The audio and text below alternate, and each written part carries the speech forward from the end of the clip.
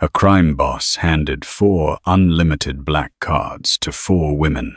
Whoever spent it best would become his wife. 3 of them bought mansions, private jets, and corrupt officials. But when he saw the receipts from his overweight, invisible maid, it changed his entire empire forever. Listen closely. Nicholas Drakos did not believe in love. He believed in leverage, loyalty, and return on investment.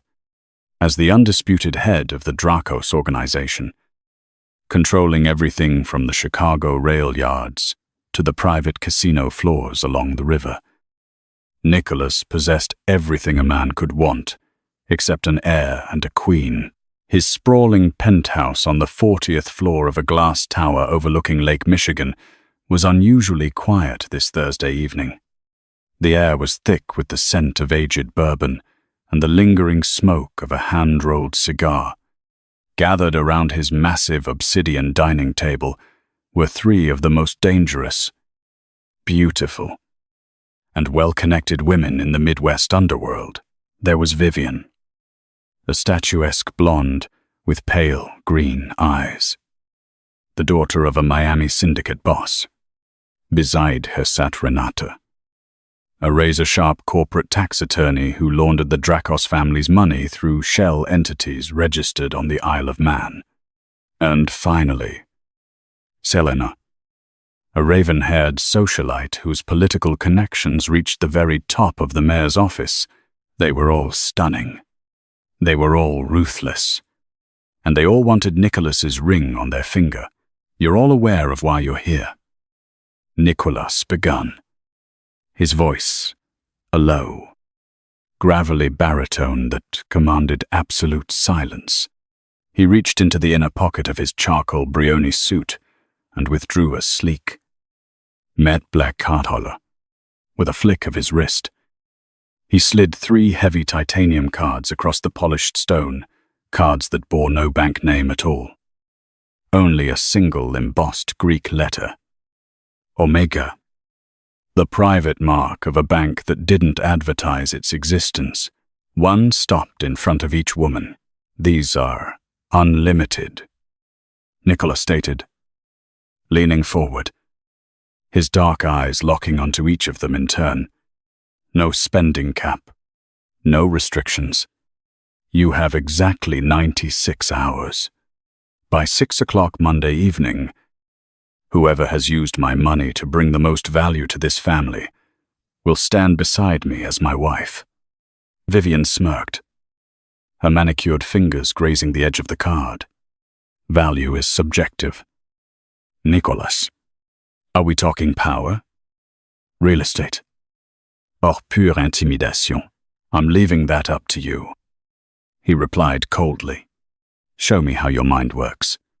Renata adjusted her thin gold glasses, already calculating wire roots in her head, while Selena simply smiled, already envisioning the officials she could buy by morning. But as Selena reached for her card, she paused. Nicholas. Darling, there are 4 cards in your case. Who's the 4th for did a rival's daughter fail to show? Nicholas looked down at the case in his hand. The 4th black card gleamed under the low amber lighting. He hadn't originally planned for a 4th candidate, but as he looked up, his gaze drifted past the 3 glamorous women, landing on the far corner of the room. There, quietly dusting the floor-to-ceiling bookshelves, was Dorothy. Dorothy Whitfield was Nicholas's live-in housekeeper. She was a heavy-set woman in her early 30s. Her plain black and white uniform clung tightly to her broad waist and thick forearms, clearly uncomfortable as she stretched to reach the top shelf. She had a round, kind face, perpetually flushed from the physical labor of maintaining the massive penthouse, and she kept her dark hair pinned back in a practical, no-nonsense knot. Because of her size, her quiet demeanor, and her status as hired help, The mafia elite treated her like a piece of furniture. She was invisible to them. Hitmen, capos, and bought-off aldermen had openly discussed murders, bribes, and betrayals in front of her. Entirely confident that the tired woman scrubbing the baseboards was too dull to understand a word of it, Nicholas had always noticed her quiet efficiency. But tonight, a sudden, cynical idea struck him. He was surrounded by vipers who only knew how to take. What would happen if he handed absolute power to someone who had spent her whole life at the very bottom? Dorothy, Nicholas called out. The housekeeper froze. The duster slipped from her thick fingers. She turned slowly, her eyes wide with sheer terror. Yes, Mr. Drakos, she stammered, her chest heaving slightly from her labor. Come here. The three women at the table exchanged bewildered glances. Vivian scoffed audibly as Dorothy awkwardly crossed the expensive rug. Keeping her head bowed, she stopped a few feet from the table, wiping her calloused hands nervously on her apron. Nicholas stood, walked over, and held out the fourth card. Take it, he commanded softly. Dorothy stared at the card as if it were a live grenade. Sir, I don't. I just need my regular check on Friday. Sit. I don't need. It's not a bonus. Dorothy, it's a test, Nicholas said, his eyes scanning her terrified face. 96 hours. Unlimited funds. Spend it. The room erupted. Nicholas, you cannot be serious. Selena shrieked, her composed demeanor cracking. You're giving an Omega card to the cleaning woman. She's going to max it out at a drive-thru or buy out a discount bakery. Vivian laughed cruelly, eyeing Dorothy's frame with blatant disgust. Look at her. Nicholas, what could she possibly buy that brings value to your empire? A year's supply of donuts for your soldiers, Renata sneered, shaking her head. This is an insult to us. You're comparing us to her. Nicholas's expression hardened into stone. He slammed his fist onto the table, rattling the crystal glasses. I said this is a test. If you three are as brilliant as you claim, you have nothing to fear from a maid. He turned back to Dorothy and pressed the card firmly into her trembling hand. Do not disappoint me, Dorothy. 6 o'clock. Monday. Dorothy swallowed hard, her fingers closing around the cold metal. She didn't look at the other women. She simply nodded, her mind already racing faster than any of them could possibly imagine. The countdown began immediately. Nicholas retreated to his private study, a wall of monitors displaying his secure banking feeds. Every swipe on any of the 4 cards triggered a detailed alert on his encrypted tablet. He poured himself a glass of aged bourbon and settled in to watch how the women would wage war with his fortune. The first day was predictably extravagant. Alert, card 1. Vivian, Liu Meiyuan. Lambe. 000 deposit on a private lakeside estate in Lake Geneva. Wisconsin. 9 Meiyuan. Babe. 000 fractional ownership stake. Private jet share. Meridian Air Partners. 310 Meiyuan. 000. Retainer to a personal art curator and gallery sponsorship. 2 Meiyuan. 650. 000 museumgade. Bronze sculpture. Private auction. Zurich. Nicholas nodded slowly. Vivian was buying status. She was securing a fortress far from the city and establishing herself as untouchable, cultured, unreachable. In this world, projecting wealth was a weapon.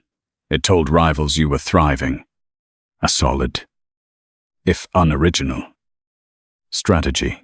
18 hours later, Renata began her assault on the financial system.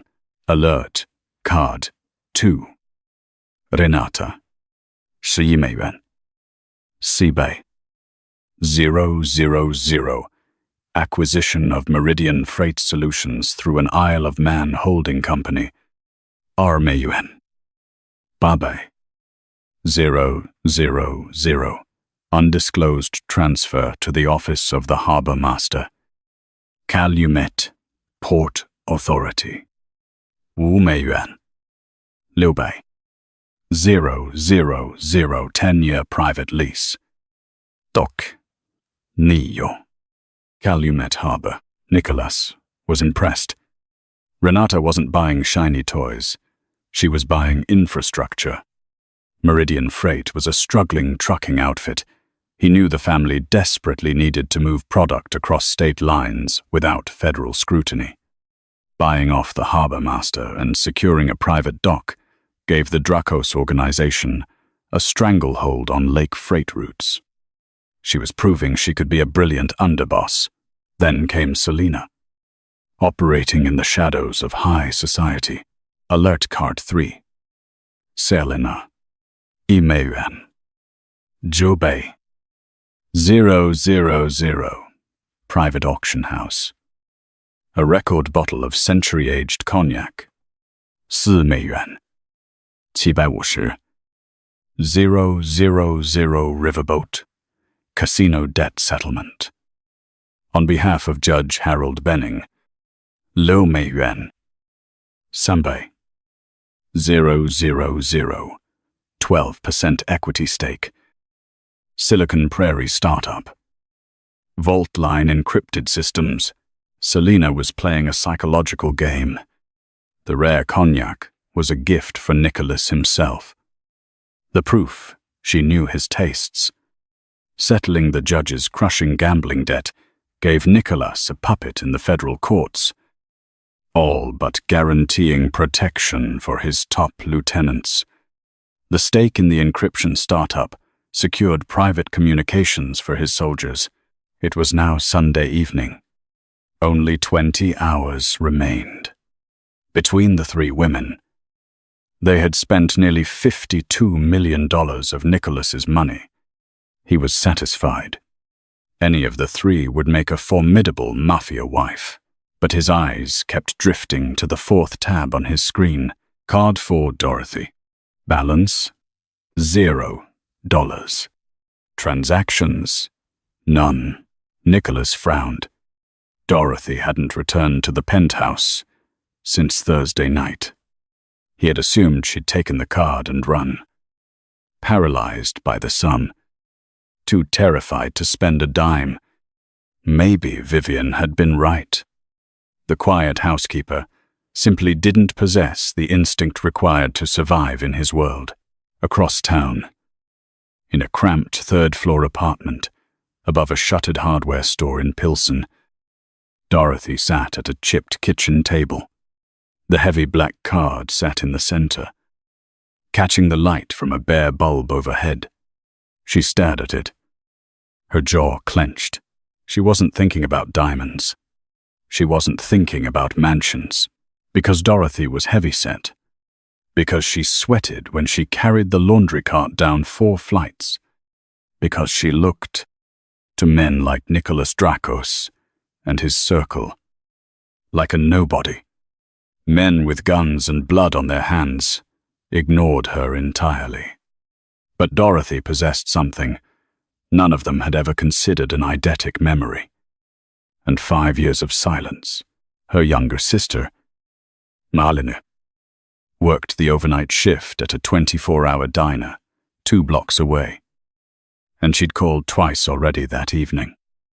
Worried. You've been quiet all week. Dot. Mom's asking if you're eating. You sound funny. Dorothy had brushed her off both times, telling her it was nothing. Just a long week at work. Don't worry. I'll call you Monday. She hadn't told her sister about the card. She hadn't told anyone. If this went wrong, she didn't want Marlene anywhere near it for 5 years. While scrubbing bloodstains out of Nicholas's carpets and emptying ashtrays filled with the remnants of secret meetings, Dorothy had listened. She knew that Nicholas's second-in-command, Victor Kane, had been quietly skimming from the union pension funds tied to the family's construction fronts. She knew that a rival crew, the Doyle Organization, out of the South Side, had been buying off Drakos street soldiers for months, peeling away loyalty, one envelope at a time. And most importantly, she had been dusting the air vents in the guest bathroom 3 weeks earlier when she overheard Victor whispering into a burner phone. Victor had sold Nicholas out. A hit was scheduled.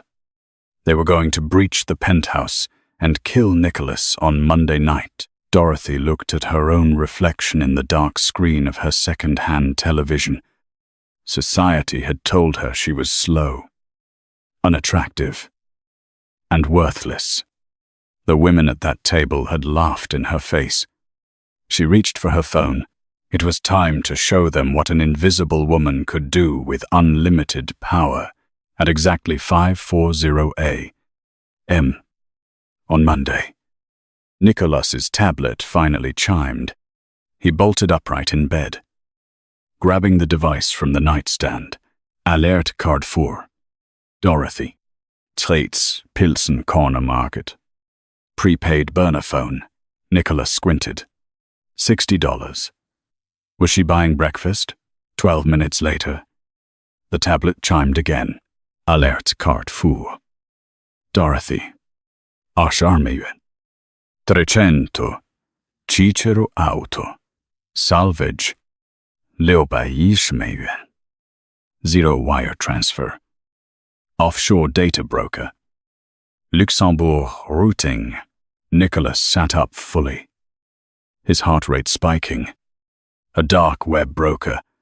What in God's name was his housekeeper doing on an encrypted service? The alerts started flooding in.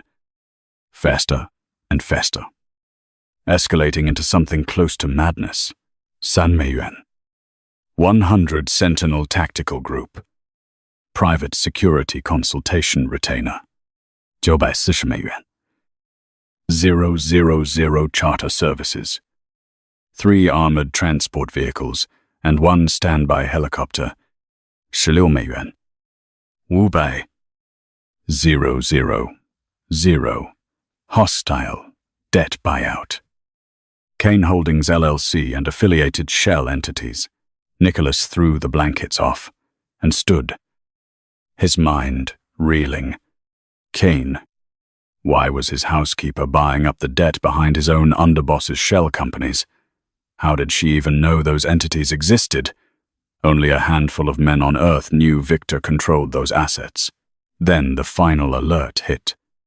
It was so massive, so audacious, that Nicholas actually dropped the tablet onto the carpet. 50 miljoen. Ling ling ling. 000 escrow transfer. Doyle Organization. Truce clause activation. His plus-size housekeeper, the woman who scrubbed his floors, had just spent over $75 million in under 2 hours. She hadn't bought a dress. She hadn't bought a car. She had bought a private security force. Seized total financial leverage over Nicholas's most trusted lieutenant. And somehow paid off his greatest rivals to stand down. Suddenly, the reinforced doors of the private elevator chimed. Nicholas reached for the loaded pistol taped beneath his nightstand. The security system hadn't tripped. No alarms blared. Heavy, deliberate footsteps echoed across the marble hallway. Nicholas stepped out of the bedroom, weapon raised, expecting a team of Doyle gunmen or a treacherous Victor Kane leading the charge. Instead, standing in the center of his living room, surrounded by 8 heavily armed contractors in tactical gear, was Dorothy. She was no longer wearing her tight, suffocating uniform. She was dressed in a custom-tailored, dark charcoal trench coat that commanded respect, her posture straight, her eyes burning with a cold, focused intelligence he had never seen in her before. In one hand she held the black card. In the other, she held the collar of a bound, bruised, and bleeding man, and she threw him onto the rug at Nicholas's feet. It was Victor Kane. Dorothy looked up, her face devoid of fear. "You told me to bring value to your empire, Mr. Drakos," she said, her voice steady, echoing in the silent penthouse. "The other women bought you toys. I bought you your life. Now, let's talk about my new position." Nicholas slowly lowered his weapon, though his finger stayed close to the trigger. The penthouse, usually a sanctuary of controlled silence, felt entirely foreign. 8 of Sentinel Tactical's finest men who looked like they'd rotated out of a war zone within the year stood in a perfect defensive perimeter. And in the center of it all was Dorothy, utterly unbothered. For 5 years, she had scrubbed the grout in his master bathroom, polished the marble floors, and pressed the very suit he now wore. She had been a ghost. Now she was the most commanding presence in a room full of killers. "Victor," Nicholas breathed, his voice dangerously low. He looked down at the bruised, bound man, his underboss for over a decade, the man who had stood beside him at his own father's funeral. Victor spat blood onto the floor, his eyes wild. "Nicholas, listen to me. She's lost her mind. This fat cow hired guns to kidnap me. She's staging a coup. Kill her." Dorothy calmly reached into the deep pocket of her trench coat and pulled out a slim silver flash drive, tossing it onto the obsidian table. It clattered against the empty glasses. "At 5:52 this morning, I spent $22,300 at Cicero Auto and Salvage," Dorothy stated, her voice carrying a natural authority that sent a shiver down Nicholas's spine. "I didn't buy a car. I bought the loyalty of their head mechanic, a man named Ray. Ray is the man who services Victor's armored fleet. I paid him to hand over the GPS and audio logs he'd secretly installed to blackmail Victor's own drivers." Nicholas stepped closer, eyes never leaving her. "And the 610,000, an offshore data broker running through a Luxembourg server," Dorothy replied without missing a beat. "I needed to cross-reference the audio logs with encrypted messaging traffic. Victor has been in contact with Liam Doyle for the last 5 months. They planned this hit together at 2:15 tomorrow morning.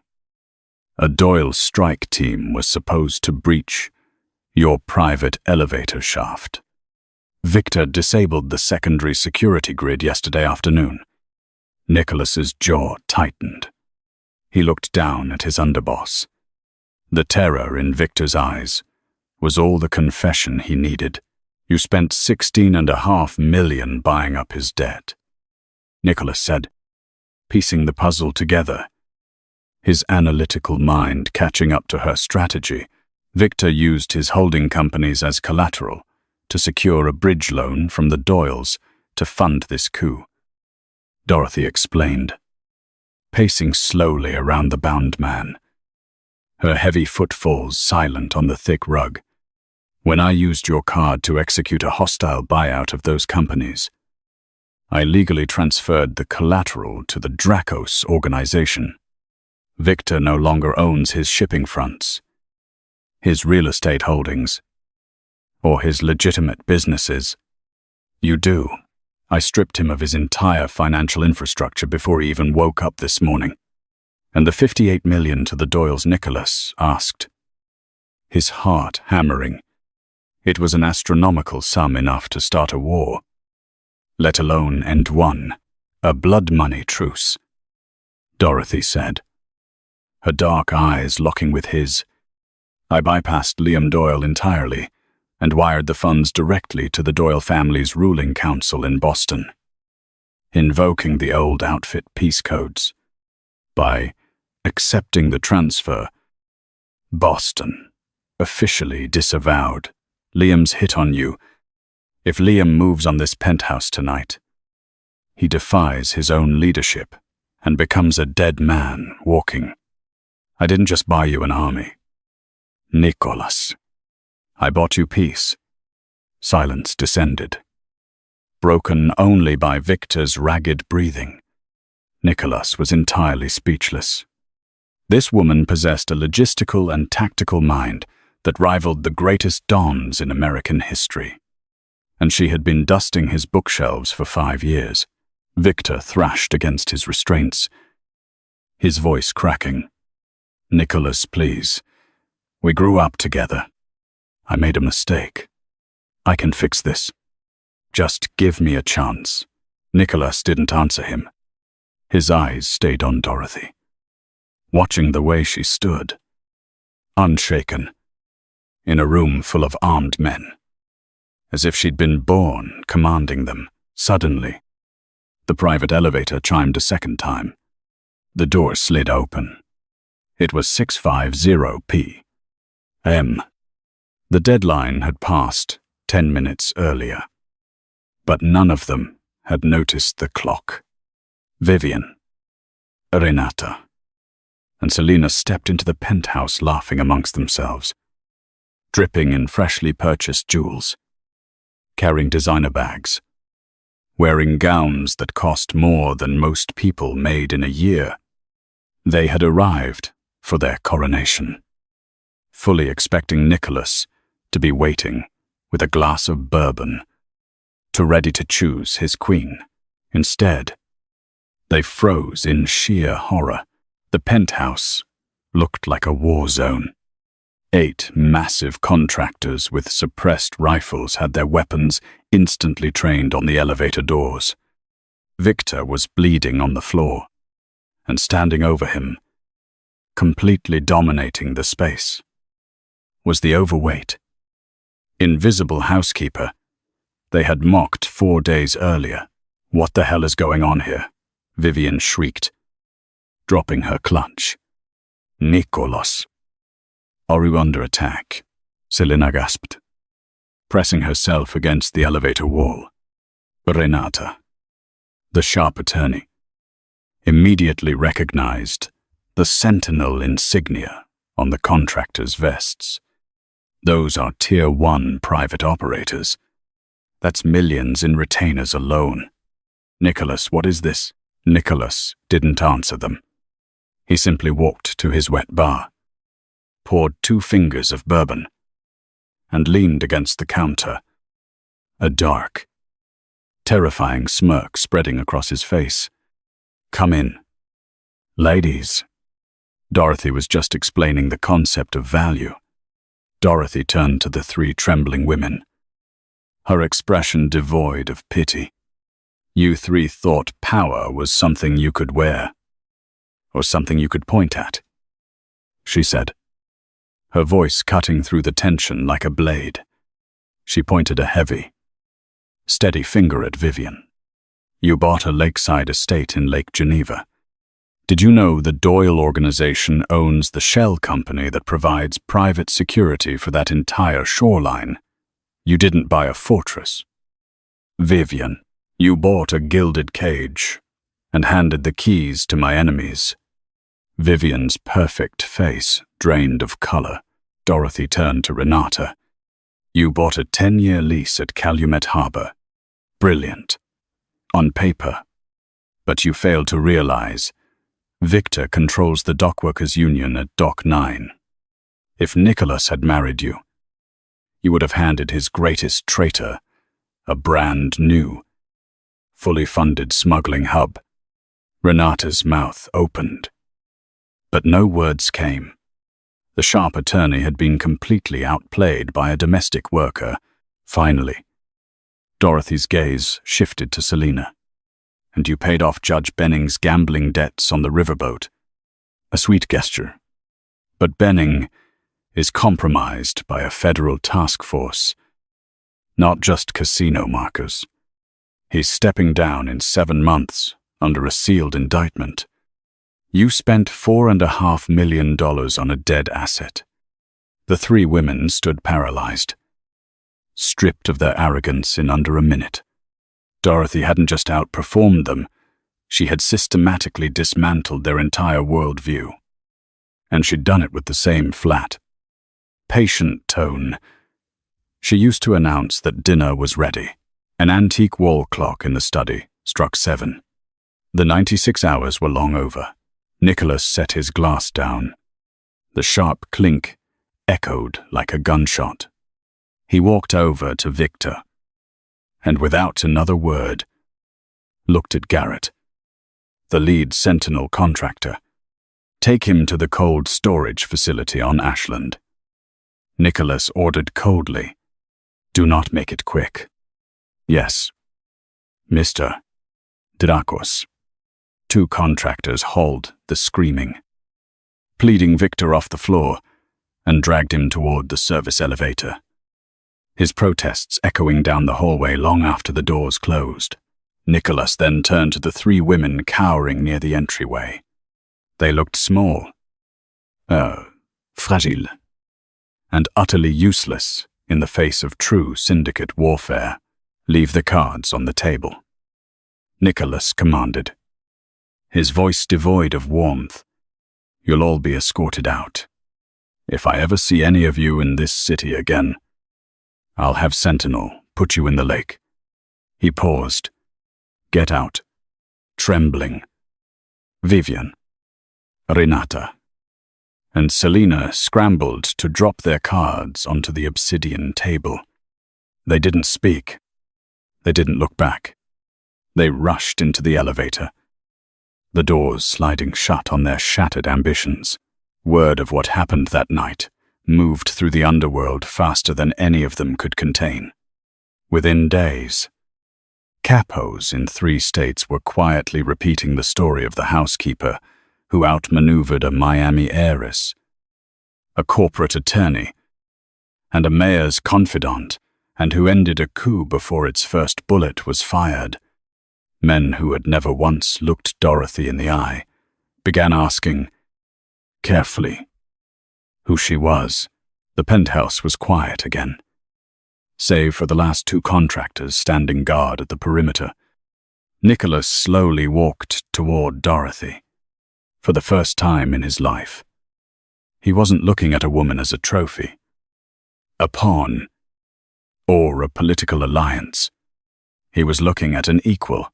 He studied her broad shoulders, her thick waist, the soft curves of her face now hardened by an undeniable, lethal intelligence. Her weight didn't signify laziness or weakness to him anymore. It anchored her. She was an immovable force in a world entirely populated by fragile, easily broken egos. You knew, Nicholas said softly, stopping inches from her. You knew about Victor. You knew about the hit. You could have taken the card, bought a new identity, and disappeared before the shooting started. Why did you stay? Dorothy looked up into his dark, searching eyes. She didn't shrink back, because hiding is what maids do. Mr. Drakos, I was done hiding. I spent my whole life being ignored because I don't look like them, because I'm heavy, because I'm poor. You gave me the one thing no one else ever did. What was that? Capital, Dorothy whispered fiercely. You gave me the weapon. I just showed you I knew how to pull the trigger." Nicholas reached out, his thumb gently tracing the line of her jaw, a deeply intimate, electric touch. "You spent $75 million of my money. Dorothy, I saved $1 billion empire." She counted flawlessly, her chin lifting. "Consider it a heavily discounted consulting fee." A low, genuine laugh rumbled in Nicholas's chest, a sound his capos hadn't heard from him in years. He reached into his pocket and pulled out a small velvet box he had prepared for this exact moment. Days ago, never once imagining who would end up wearing what was inside. He snapped it open. Inside rested a flawless 9-carat sapphire-cut diamond ring set in white gold. Cold, heavy, radiating quiet power. I said the woman who brought the most value to my family would stand beside me as my wife. Nicholas stated, his eyes burning into hers. "I don't want a maid, Dorothy, and I don't want a trophy. I need a queen who can see the knives in the dark before they're ever drawn." Dorothy looked at the ring. She didn't gasp. She didn't cry. She reached out with steady, calloused fingers and took the ring from the box herself, sliding it onto her own finger. It fit perfectly. "I won't be in the shadows anymore." "Nicholas," she warned him, her voice a velvet threat. "If I sit at your table, I help run the ledger. I handle the intelligence. I don't just wear the diamonds. I direct the empire." Nicholas smiled, pulling her solid, worn body flush against his tailored suit, reveling in the undeniable reality of her. "I wouldn't expect anything less." "Mrs. Drakos." News reached Dorothy's mother and sister 3 days later. Not from Dorothy herself, but from a black car that arrived outside their building with an envelope, a new phone, and an address for a house in a much safer part of the city. Marlene called the moment she opened it, half laughing, half terrified, demanding to know what her sister had gotten herself into. Dorothy only told her, quietly, that she'd finally been seen, and that from now on, no one in their family would ever have to disappear into the background again. Their mother cried on the phone for 10 minutes, refusing at first to believe any of it, until Dorothy sent a photograph of the ring within 6 months. The Chicago underworld was completely reshaped. Rivals who expected the Drakos family to weaken after the Doyle incident quickly learned of the new force operating out of the lakefront penthouse. Dorothy Drakos never lost weight, nor did she try to fit into the superficial mold of a mafia wife. She wore custom-tailored dark suits, sat at the head of boardroom tables, and commanded an intelligence network that made federal task forces look amateur. Men who once ignored the tired housekeeper scrubbing the baseboards now addressed her as Mom and prayed she never found anomalies in their books. Victor Kane was never seen again. His name became a quiet warning passed between capos, to a lesson in what happened to men who mistook a decade of loyalty for permanent immunity. The Doyle Organization, for its part, kept the peace. The truce demanded not out of goodwill, but because word had spread that the woman who'd bought that peace never made an offer twice. Vivian, Renata, and Selena scattered to different cities, their reputations quietly poisoned in every circle that mattered. None of them ever set foot in Chicago again. Nicholas Drakos had given 4 women a black card to test them. 3 bought the illusion of power, but the woman society told him to ignore. She bought him the world, Did Dorothy's brilliant tactical mind leave you completely speechless? If you loved this intense mafia romance story of power, betrayal, and a woman who proved everyone wrong, make sure to hit that like button. Share this video with your friends who love a jaw-dropping plot twist. And don't forget to subscribe to our channel for more thrilling real-life-inspired audio dramas. Ring the notification bell so you never miss an episode. What would you have bought? Comment below.